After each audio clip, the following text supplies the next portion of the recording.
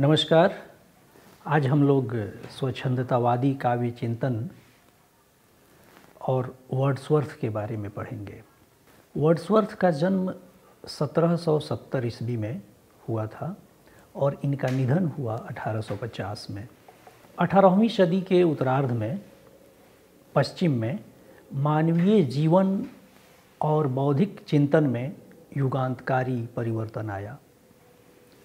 1789 की फ्रांसीसी क्रांति और औद्योगिकरण ने चली आ रही सामंती मर्यादाओं, मूल्यों, अवधारणाओं को चुनौती दी।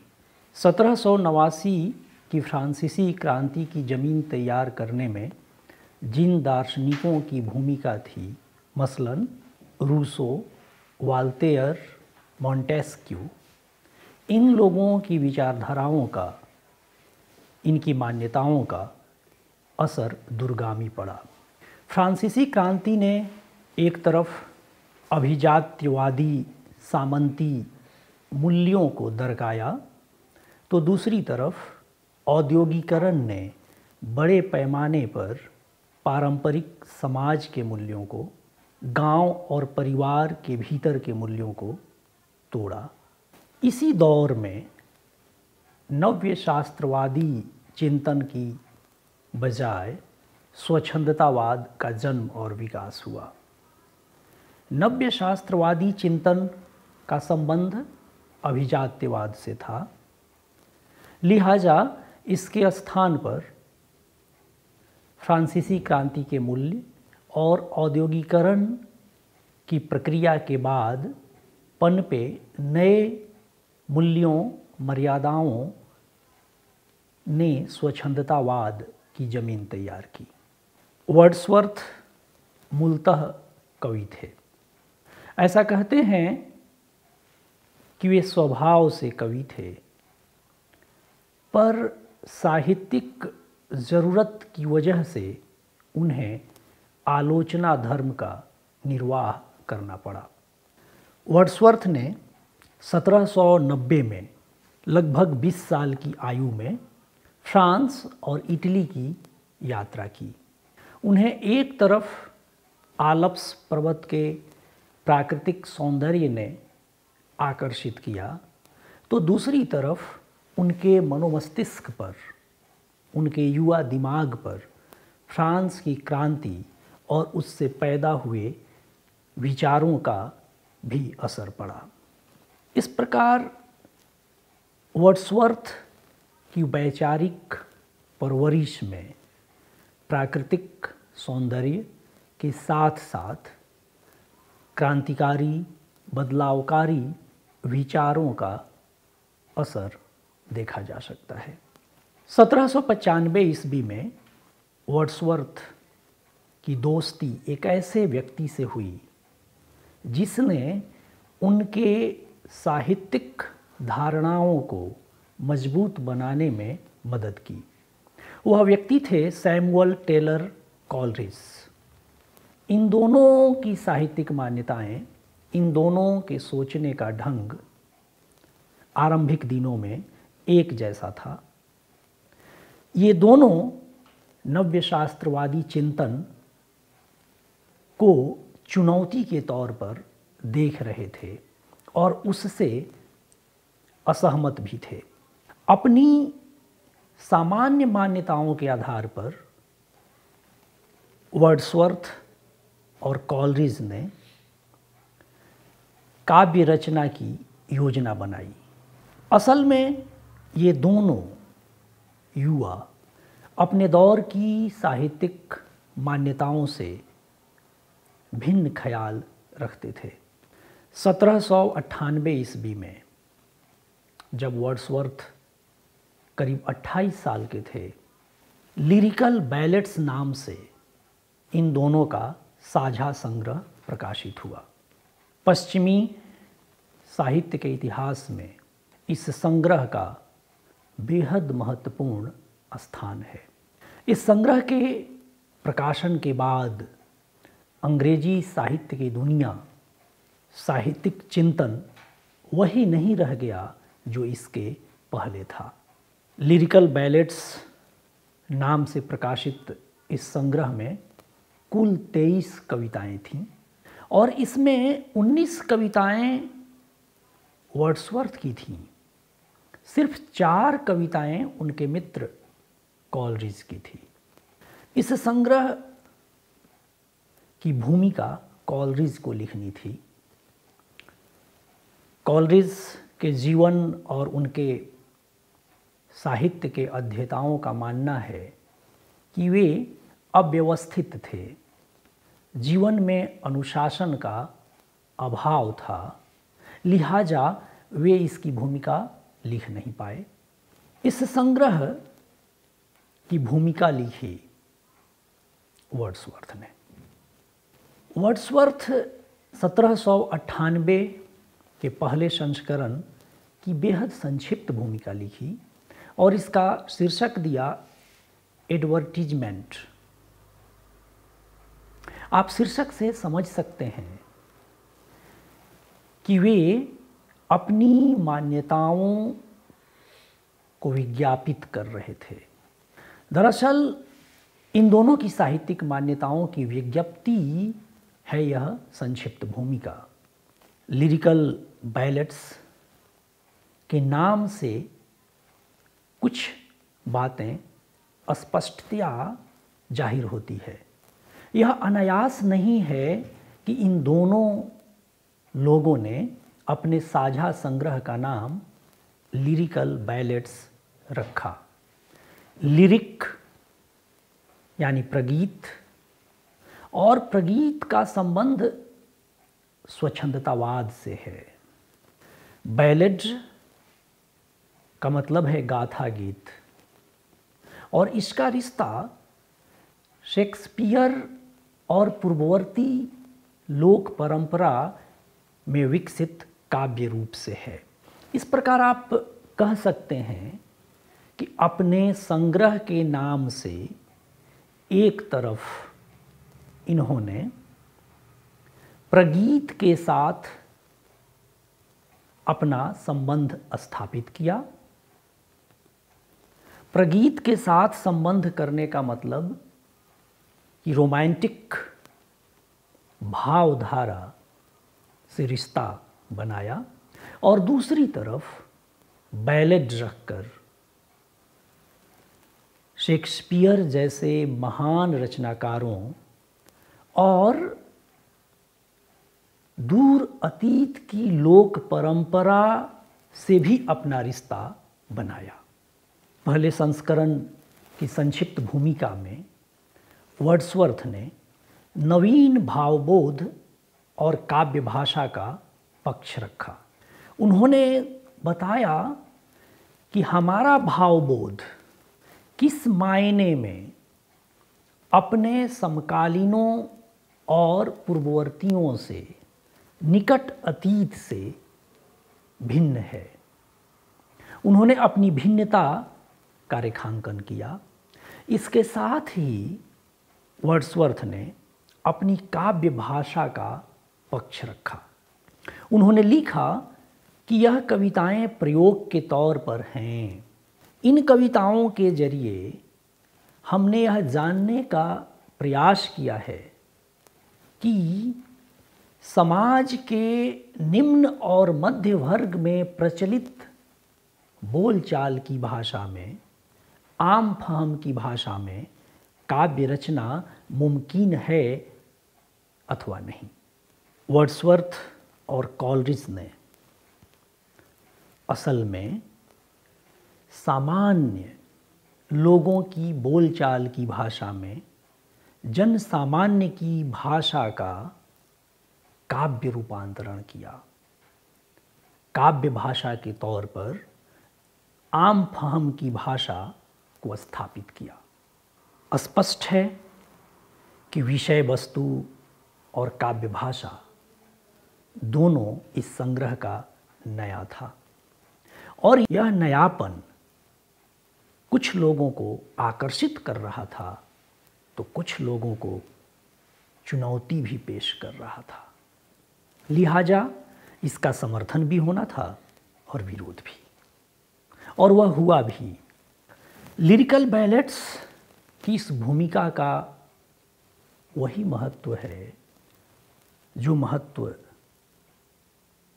लगभग महाप्राण सूर्यकांत त्रिपाठी निराला के कविता संग्रह परिमल की भूमिका का है, या सुमित्रा नंदन पंत के कविता संग्रह पल्लव की भूमिका का है। हम सभी इस बात से वाकिफ़ हैं कि छायावाद के महत्व स्थापन में परिमल और पल्लव की कितनी महती भूमिका है। उसी तरह स्वच्छंदतावाद की सैद्धांतिकी निर्मित करने में स्वच्छंदतावाद को अंग्रेजी साहित्य में, रोमांटिसिज्म को अंग्रेजी साहित्य में स्थापित करने में वर्ड्सवर्थ के द्वारा लिखी गई इस भूमिका का महत्व है। 1798 में इसके प्रकाशन के बाद अभिजात्यवादी नव्य शास्त्रवादी विद्वानों की तरफ से इसकी कड़ी आलोचना हुई।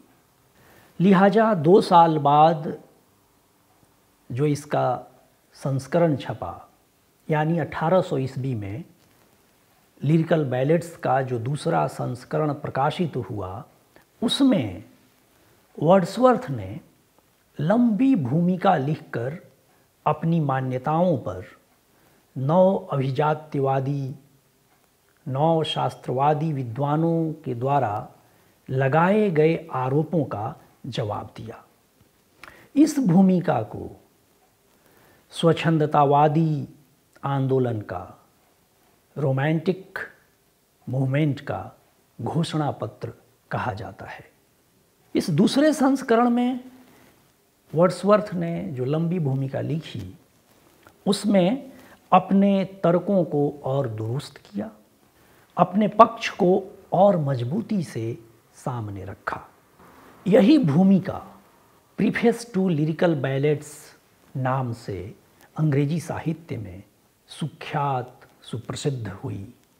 2 साल बाद पुनः 1802 ईस्वी में इसका तीसरा संस्करण प्रकाशित हुआ। इस संस्करण में भी वर्ड्सवर्थ ने अपने विचारों को और परिष्कृत और विकसित रूप में पेश किया और अपने पक्ष को व्यापक, गहरा और मजबूत बनाया। लिरिकल बैलेट्स का चौथा संग्रह थोड़े अंतराल के बाद, करीब 13 साल के अंतराल के बाद 1815 ईस्वी में प्रकाशित हुआ। पर इन 4 संस्करणों में, जिसमें करीब 2 दशक 17 साल का वक्त था, इस वक्त में अंग्रेजी साहित्य की दुनिया लगभग बदल गई। एक नए आंदोलन के तौर पर स्वच्छंदतावाद ने नए लिखने वालों को आकर्षित किया। आरंभ में वर्ड्सवर्थ और कोलरिज दोनों की साहित्यिक मान्यताएं समान थीं, जैसा कि मैंने पहले चर्चा की। पर कालांतर में कोलरिज अपने मित्र वर्ड्सवर्थ से असहमत होते गए और यह असहमति कोई 8-9 साल बाद ही सामने आ गई।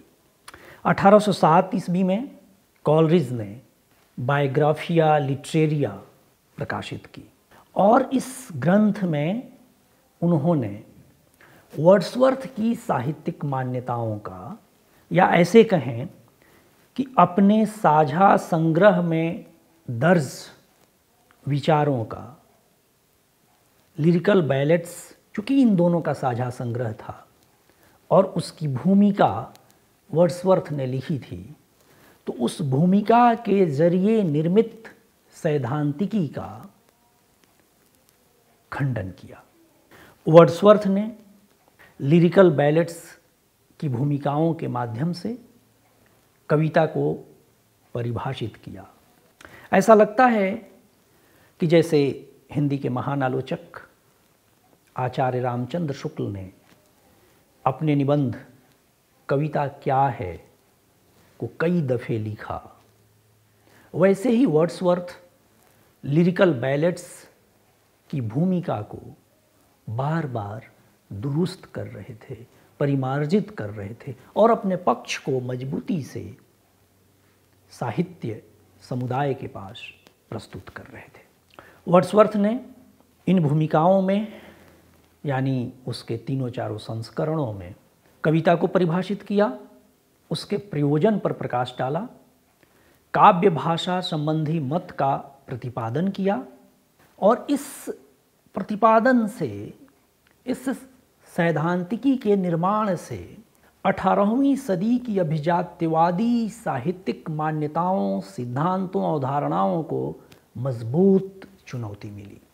अभिजात्यवादी साहित्यिक धारणाओं की रूढ़, कृत्रिम और अलंकृत काव्य भाषा दरक सी गई, खारिज हो गई। गद्य और पद्य की भाषा के मध्य जो फर्क था, जो भेद था, वह धूमिल हुआ, समाप्त हो गया। काव्य भाषा आम फहम हुई। परिणाम स्वरूप काव्य भाषा समाज की बड़ी आबादी की भाषा के साथ एकात्मकता स्थापित की। स्वच्छंदतावाद की काव्य भाषा ने वर्ड्सवर्थ द्वारा प्रस्तावित काव्य भाषा ने समाज की बहुसंख्यक आबादी की भाषा के साथ अभेद का, एकात्मकता का रिश्ता स्थापित किया। यह बेहद महत्वपूर्ण बात है। वर्ड्सवर्थ के चारों संस्करणों की भूमिकाओं के आधार पर स्वच्छंदतावादी काव्य चिंतन और वर्ड्सवर्थ की अपनी निजी साहित्यिक धारणाओं को समझा जा सकता है। वर्ड्सवर्थ ने कविता की परिभाषा के तौर पर जो वाक्य रचा था, वह पूरी दुनिया के साहित्य में लगभग सर्वमान्य परिभाषा के तौर पर या एक महत्वपूर्ण परिभाषा के तौर पर स्थान प्राप्त किया। वर्ड्सवर्थ ने कहा था, poetry is the spontaneous overflow of powerful feelings, यानी काव्य प्रबल भावों का सहज उच्छलन है। वर्ड्सवर्थ की यह परिभाषा अपने आप में स्वच्छंदतावाद या स्वच्छंदतावादी प्रवृत्तियों का प्रतिफल है। इसमें कविता की परिभाषा से अधिक कविता की रचना प्रक्रिया व्यक्त हुई है। वर्ड्सवर्थ ने जो परिभाषा दी थी, जिसका पहला हिस्सा अत्यंत लोकप्रिय हुआ साहित्य जगत में, जिसे बार बार दोहराया गया, उसके आगे के हिस्से को भी पढ़ना, समझना जरूरी है। वर्ड्सवर्थ ने लिखा, समझाया कि काव्य प्रक्रिया का पहला चरण प्रबल भावों का सहज उच्छलन या उत्प्रवाह है, पर यह पहला चरण ही है। इसका दूसरा चरण यह है कि प्रशांत मनोदशा में अभावों का अनुस्मरण होता है। यह अनुस्मरण सिर्फ स्मरण नहीं है, बल्कि भावन भी है। नतीजतन प्रशांतता धीरे धीरे तिरोहित हो जाती है और पुनः वैसी ही भावदीप्त मनोदशा उत्पन्न हो जाती है जैसी प्रारंभ हुई थी। इनके अनुसार अनुभव के बाद रचनाकार को रचनात्मक समय देना होता है। यानी अनुभव को रचनात्मक रूपांतरण के लिए, सृजनात्मक रूपांतरण के लिए समय की एक दूरी तय करनी होती है। इसी भावदीप्त मनोदशा में रचना का प्रायः आरंभ होता है और ऐसी ही मनोदशा में उसका क्रम चलता रहता है। भाव चाहे जिन कारणों से उत्पन्न हों, जिस प्रकार के हों और जिस मात्रा में हों, वे नानाविध आनंदों से संवलित होते हैं और उनका चित्रण करने में जो स्वेच्छा से संपन्न होता है, मन आनंदानुभूति की स्थिति में रहता है। वर्ड्सवर्थ के मुताबिक काव्य का प्रयोजन भी स्पष्ट होता है। वर्ड्सवर्थ की परिभाषा में व्यक्त जिन विचारों का जिक्र अभी मैंने किया, उससे काव्य का लक्ष्य साफ होता है, स्पष्ट होता है। कहना होगा कि वर्ड्सवर्थ आनंद पर जोर देते हैं। असल में अभिजात्यवाद में शिक्षा पर जोर था। वर्ड्सवर्थ न सिर्फ पाठक के आनंद पर जोर देते हैं, बल्कि कवि को काव्य रचना में प्राप्त आनंद की चर्चा भी करते हैं। पश्चिमी साहित्य जगत में पश्चिम के साहित्य सिद्धांत के लिए यह नई तरह की बात थी। कम लोगों ने कवि को काव्य रचना में प्राप्त होने वाले आनंद की चर्चा की है। आप सबको इस प्रसंग में भक्तिकाल के महान कवि गोस्वामी तुलसीदास याद आ रहे होंगे। तुलसीदास ने कई सदी पहले इसी तरह की बात कही थी, जब उन्होंने लिखा था कि स्वांतः सुखाय तुलसी रघुनाथ गाथा। तुलसीदास ने रचनाकार को प्राप्त होने वाले सुख का वर्णन किया था और यही बात वर्ड्सवर्थ कह रहे हैं। हालांकि अपने अंतिम दिनों में वर्ड्सवर्थ ने काव्य के प्रयोजन के तौर पर आनंद के साथ साथ शिक्षा को भी जरूरी माना। वर्ड्सवर्थ ने स्थापित किया कि कवि में संवेदनशीलता और कोमलता साधारण मनुष्यों की तुलना में अधिक होती है। उन्होंने इस बात पर इसरार किया कि मनुष्य और मनुष्येतर प्राणियों प्रकृति का ज्ञान कवि में अधिक होता है।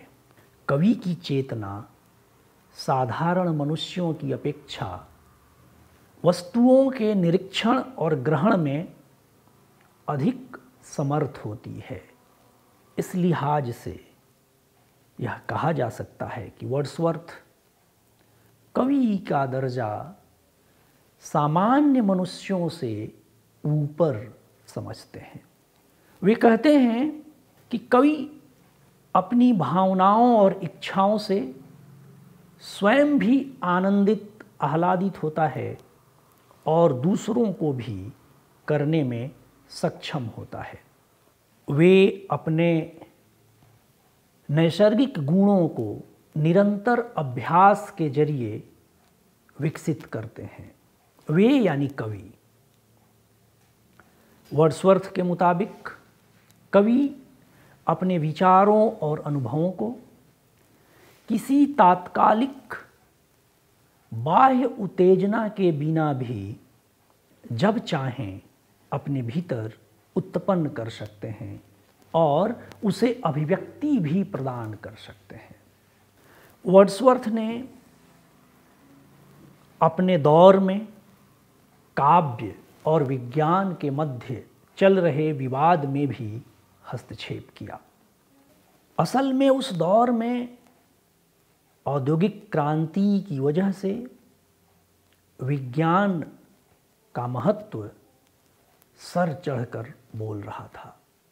ऐसे दौर में वर्ड्सवर्थ के द्वारा काव्य को समस्त ज्ञान का प्राण कहना बेहद महत्वपूर्ण बात है।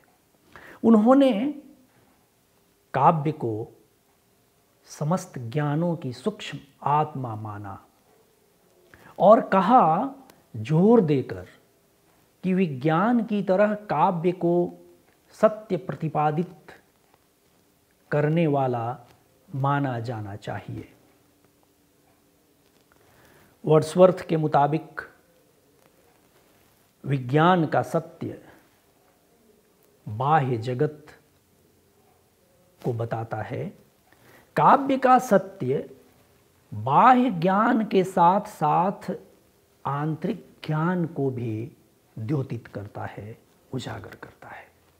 वर्ड्सवर्थ काव्य को लोक मंगल का साधक मानते हैं और इससे आर्त विपन्न गरीब निर्बल लोगों को सांत्वना प्राप्त होता है, ऐसा कहते हैं।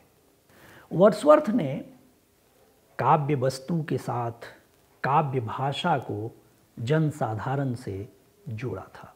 अपने पूर्ववर्ती काव्य भाषा को विशियस यानी दूषित, डिस्टॉर्टेड यानी विकृत, ग्लॉसी यानी सत्याभाषी और अनफीलिंग यानी भावहीन कहकर उसकी निर्मम आलोचना की थी। इसके साथ अपनी भाषा को, जो बाद में स्वच्छंदतावाद की काव्य भाषा के तौर पर स्थापित हुई, उसको स्वाभाविक माना। वर्ड्सवर्थ मानते थे कि छंद ऊपर से जोड़ा गया आकर्षण है। हालांकि वर्ड्सवर्थ की यह धारणा बिल्कुल ठीक नहीं कही जा सकती, क्योंकि छंद ऊपर से नहीं जोड़ा जाता, भाव के अनुरूप छंद का अंतर्विधान होता है। कहना यह चाहिए कि भाव और भाषा के आंतरिक संयोजन का परिणाम होता है छंद। वर्ड्सवर्थ कवि की कल्पना को महत्वपूर्ण मानते हैं। वे कहते थे कि कवि की कल्पना शक्ति इस कदर सजग होती है कि प्रत्यक्ष से ही नहीं बल्कि परोक्ष से भी प्रत्यक्ष की तरह प्रभावित होती है।